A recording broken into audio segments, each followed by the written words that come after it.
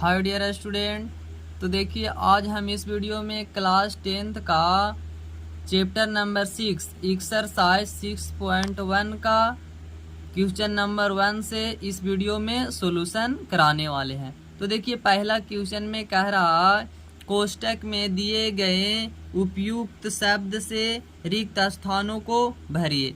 तो देखिए इसमें जो क्वेश्चन है वो सर्वांगसम और समरूप आकृतियां से है और इस प्रकार के क्वेश्चन ऑब्जेक्टिव में पूछे जाते हैं। और अगला एक्सरसाइज के लिए इस चैप्टर को समझ लेना अच्छा होगा। तो आप लोग इस वीडियो को लास्ट तक देखिएगा और अच्छे से समझिएगा। तो पहला क्वेश्चन है 2 सेंटीमीटर भुजा वाले सभी वर्ग डॉट डॉट होते हैं। देखिए 2 सेंटीमीटर वाले सभी वर्ग। तो सबसे पहले हम लोग जानते हैं समरूप आकृति के किसे कहते हैं, उसमें बताए थे कि सभी वर्ग जो होते हैं वे समरूप होते हैं। और इसका देखिए 2 सेंटीमीटर भुजा वाला सभी वर्ग कह रहा है, यानी 2 वर्ग मान लीजिए 2 वर्ग, एक ABCD है और दूसरा PQRS है, जो प्रत्येक वर्ग का भुजा की लंबाई है 2 सेंटीमीटर। तो यहाँ देखिए 2 सेंटीमीटर।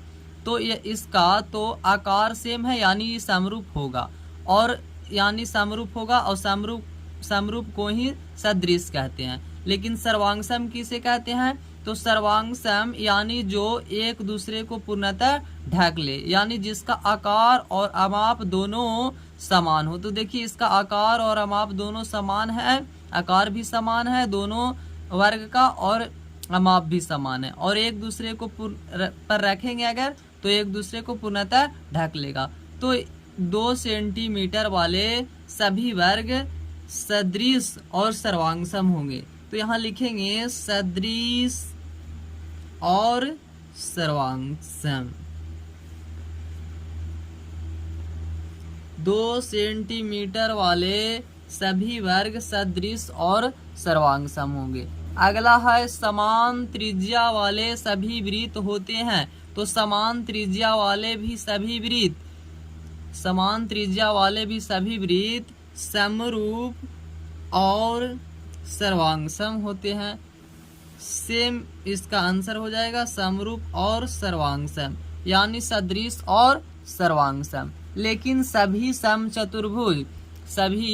समचतुर्भुज डॉट डॉट होते हैं। तो देखिए सदृश या सर्वांगसम, सभी समचतुर्भुज कह रहा।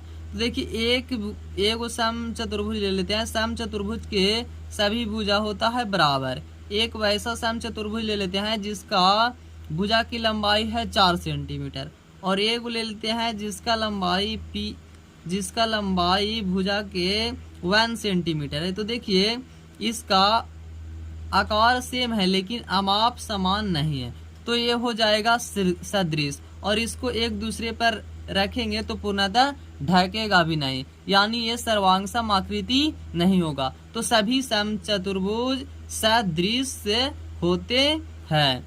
अगला है एक भवन के एक ही निगेटिव से बने फोटो डॉट डॉट होते हैं। तो ये भी सदृश होते हैं यानी समरूप होते हैं, सदृश को ही समरूप बोलते हैं। अगला क्वेश्चन है 2 बहुभुज जिनकी भुजाओं की संख्या समान है समरूप होते हैं। 2 बहुभुज जिनकी भुजाओं की संख्या समान है वे समरूप होते हैं, और यदि उनके संगत कोण समान एवं संगत भुजाएं समानुपाती हो तो उसको भी बोलते हैं समरूप आकृति। तो यहाँ पे हो जाएगा समानुपाती। यहाँ पे 2 ऑप्शन है, बराबर या समानुपाती। तो यहाँ पे भरा जाएगा समानुपाती। तो अगला देखिए दूसरा क्वेश्चन में कह रहा है बताइए कि निम्नलिखित में कौन कथन सत्य है और कौन कथन असत्य है। तो देखिए पहला क्वेश्चन 2 का फर्स्ट में है 2 सदृश आकृतियां सर्वांगसम होती है। 2 सदृश आकृतियां सर्वांगसम होती है, तो ये हो जाएगा, इसका आंसर हो जाएगा असत्य, क्योंकि सभी सदृश आकृतियां सर्वांगसम नहीं होता।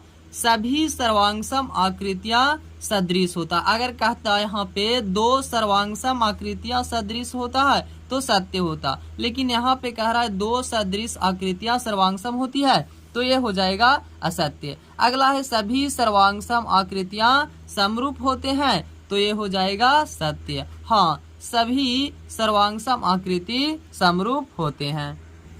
अब नेक्स्ट है 2 का 3 वाला, सभी समद्विबाहु त्रिभुज समरूप होते हैं। सभी समद्विबाहु त्रिभुज समरूप होगा। समद्विबाहु त्रिभुज कहते हैं जिसका दो भुजा बराबर हो।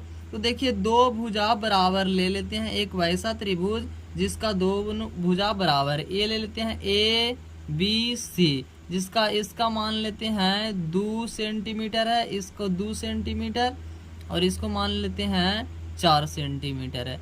इसको ले लेते हैं PQR, और इसका भी दो भुजा के लंबाई बराबर है 3 सेंटीमीटर 3 सेंटीमीटर, ये है 6 सेंटीमीटर। तो यहाँ पे देखिए ये दो समद्विबाहु त्रिभुज है, लेकिन ये दोनों समरूप नहीं होगा क्योंकि ना ही इसका आकार समान है और ना ही इसका अमाप समान है, तो ये हो जाएगा असत्य। 2 का 3 वाला हो जाएगा असत्य। सभी समद्विबाहु त्रिभुज समरूप नहीं होते हैं।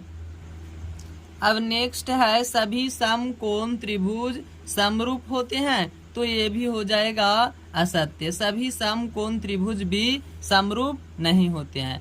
लेकिन नेक्स्ट है क्वेश्चन नंबर 2 का 5, सभी वर्ग समरूप होते हैं। तो हाँ, सभी वर्ग जो होता है वो समरूप होता है। जैसे एक ले लेते हैं 2 सेंटीमीटर वाला, 2 सेंटीमीटर भुजा वाला वर्ग, और एक ले लेते हैं 1 सेंटीमीटर, मान लीजिए ये 1 सेंटीमीटर भुजा वाला लंब है, वर्ग है। तो ये दोनों समरूप आकृति होंगे क्योंकि इसका देखिए आकार समान है, और समरूप आकृति होने के लिए आकार समान होना चाहिए, अमाप समान नहीं होगा तो भी ये दोनों आकृति समरूप आकृति कहलाएंगे। तो सभी वर्ग समरूप होते हैं।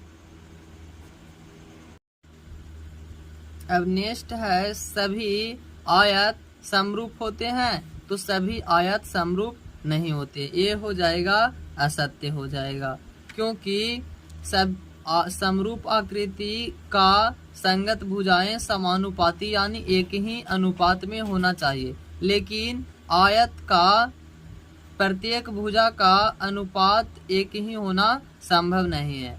अगर दो आयत का क्रमशः भुजाओं का अनुपात समानुपात रहेगा यानी एक ही अनुपात में रहेगा तब वे दोनों आयत समरूप हो सकते हैं, लेकिन सभी आयत समरूप नहीं हो सकते। सभी वर्ग समरूप होते हैं, ये होगा सत्य। अब देखिए अगला कह रहा है किसी व्यक्ति के एक ही निगेटिव से चित्रित फोटो सदृश होता है। तो हाँ, सदृश यानी समरूप होता है, तो यहाँ लिखेंगे सत्य। एक ही व्यक्ति को एक ही निगेटिव से चित्रित किया गया फोटो सदृश होता है। और लास्ट में है एक ही व्यक्ति के 2 फोटो 1 वर्ष की उम्र में दूसरा 50 वर्ष की उम्र में सदृश होता है, नहीं, ये हो जाएगा असत्य। अब तीसरा में कह रहा है निम्नलिखित के 2 उदाहरण दे सर्वांगसम आकृति। तो पहला में लिखेंगे 3 सेंटीमीटर त्रिज्या वाला 2 वृत्त, 3 सेंटीमीटर त्रिज्या वाला 2 वृत्त, एक ही त्रिज्या वाला 2 अलग अलग वृत्त सर्वांगसम होते हैं। तो यहाँ पे लिख दिए पहला एग्जाम्पल में 3 सेंटीमीटर त्रिज्या वाला 2 वृत्त और 2 सेंटीमीटर भुजा वाला 2 वर्ग सर्वांगसम होगा। 2 सेंटीमीटर भुजा वाला 2 वर्ग यानी 2 वर्ग है जिसका प्रत्येक भुजा की लंबाई समान हो, वे दोनों वर्ग समांतर सर्वांगसम होगा, यानी सभी वर्ग सर्वांगसम होता है और सर्वांगसम आकृति समरूप आकृति भी होता है। तो ये वाला आप लोग का समझ में आ गया होगा।